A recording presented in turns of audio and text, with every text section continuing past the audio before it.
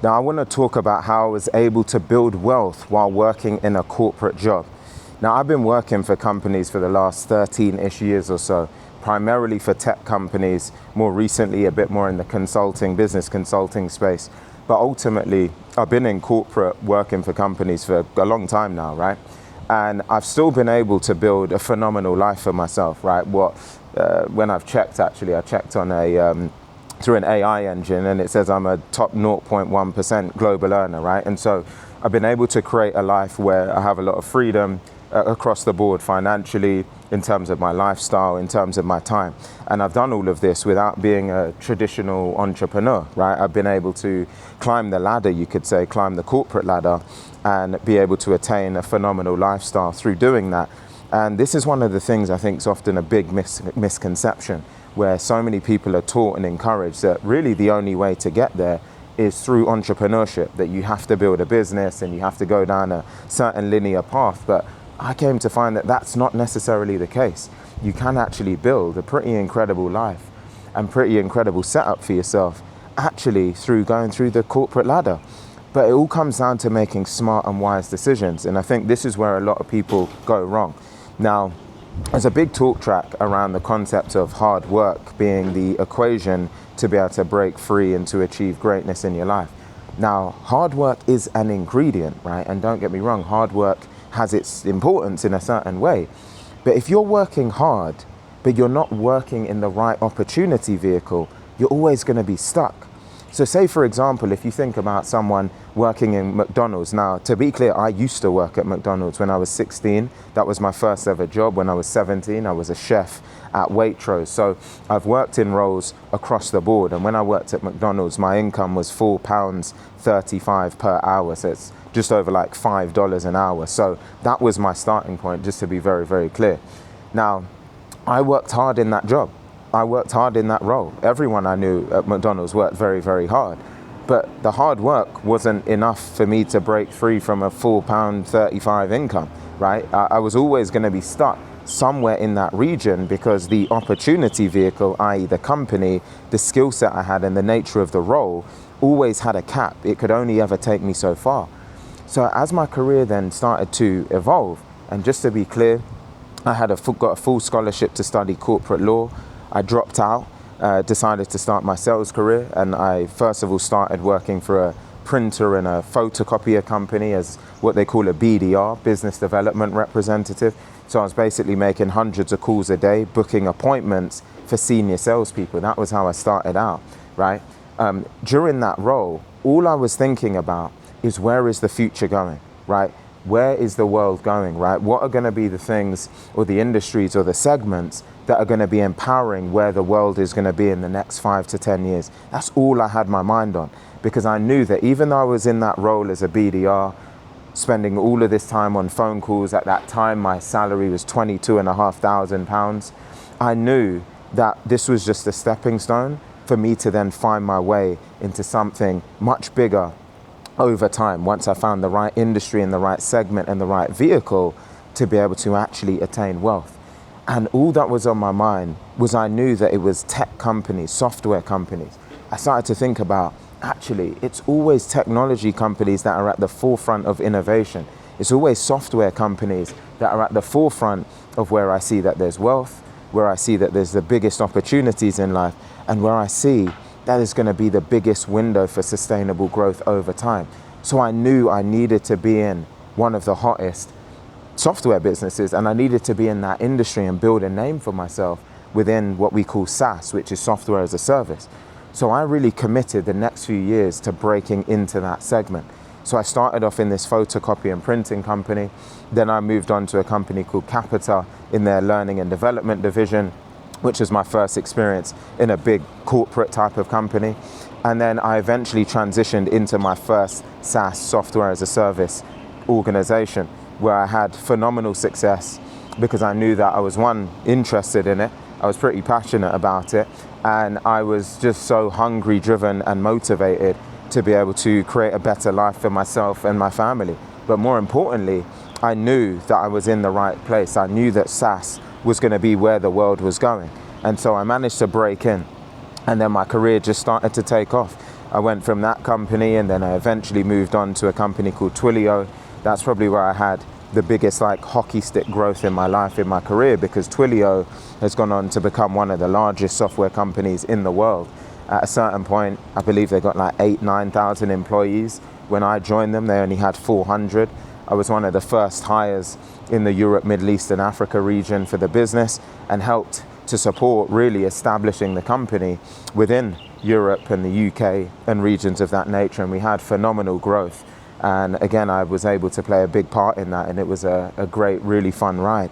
And then the rest of my career has all been built up primarily in software and tech companies.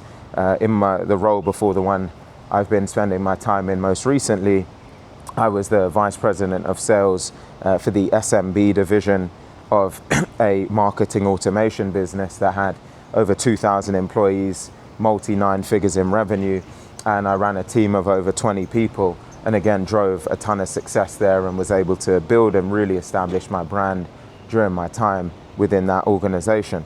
And so the point I'm making here is that you're in a scenario where you can actually build significant wealth through corporate. You can actually make a lot of money through corporate, especially as you rise through the ranks and you continue to grow in your responsibilities, and you start to build not only a skill set and being capable in what you do day to day, but eventually the skill set of what it takes to be a great leader.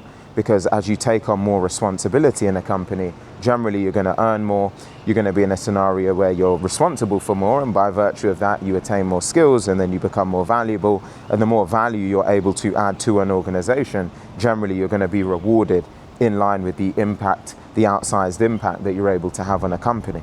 So it always becomes a goal of trying to make yourself as valuable as possible to the company by building up your skill set, building up your ability to lead other people, and becoming a part of the projects that will have the biggest impact on where that company is going.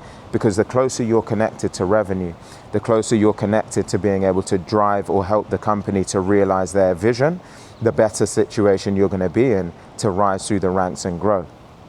So that's kind of like the big phase one, so to speak. But to really now go from a position where you can take your life to the next level and take your wealth to the next level, it's also being very smart with the money that you're earning. Because through corporate, you can earn great money. You can earn really, really good money, certainly multi-6 figures. You can crack 7 figures, right, if you're in the right type of company. All of the C-suite executives, for example, at Twilio are multi-millionaires. So it's all very possible, and you can see that on public records. But it's then turning your active income, putting that into smart investments.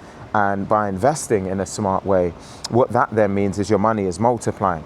So if you're earning a multi-6 figure salary, but you live smart, right? You don't get what we call lifestyle creep. You don't start spending every single penny you earn. You take that money and you put it into stock investing. Maybe you're a fan of real estate, you can put it into real estate. Whatever it is that makes most sense for you, although for me, it's all about stocks, absolutely. You then are in a situation where your active income is multiplying even when you're not actually doing anything. So I would take a lot of the active income I had, I would then invest it into tech companies, right? So I basically purchase stocks in other tech organizations, and then as those tech companies are growing, I get to capitalize on the success of those other tech companies, because as they grow and as they increase their revenues, the stock price will increase, and as the stock price increase, I get to basically profit off of the difference. So to me, this is the smart way to be able to really make something of your life. You can actually join a corporate organization. It's a phenomenal way to learn a skill set, understand how a business is scaled. Certainly if you join a larger corporate, you learn how a business is managed and operated at significant scale. This was something that I had when I was in that VP role. I got to learn from a chief revenue officer who was looking after a publicly traded company. I mean, I learned some incredible things about how to operate at scale. So in many ways, you're getting paid to learn, right? And then if you're smart, you turn that active income, put it into investments, your money then multiplies, and now you're in a situation where you can really start to basically push forward in your life, create generational wealth for yourself and your family, all the while you've been able to learn, right? Traditional entrepreneurship is not for everyone, right? That's the thing that's often pushed and glorified, but I see so many entrepreneurs nowadays that have just jumped into that. Don't get me wrong, some have done incredibly well, but others, they don't have much acumen because they haven't had any of that time in corporate. So maybe they've set up an offer, a coaching offer, and they've had a bit of success and been able to break through in a certain way, but they haven't really been able to actually, because they haven't actually spent any time in corporate, they haven't really learned what it takes to operate a business at scale. So many of them hit breaking points, or they get stuck, or they hit constraints. They don't know how to get past them because they're literally trying to build the plane while in the air. While what I've seen many smart people do is they spend some time in corporate, they learn how a business works, they look at the inside, they see what's going on, they get close to prolific leaders, and then they take all of that learning and then either go and start their own thing, or they just continue in leadership roles in other prolific companies, earn a lot of money, turn that active income into quote unquote passive income or investments.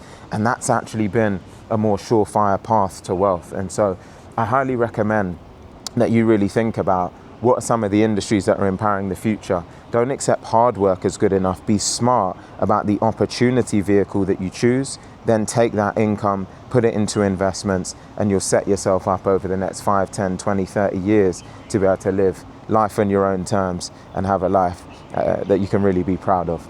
I hope you found the video helpful. If you have, do check out the links I'll leave in the description box below to engage with me. Feel free to ask any questions you have. Do reach out, and I look forward to seeing you on the next one. Until then, keep climbing.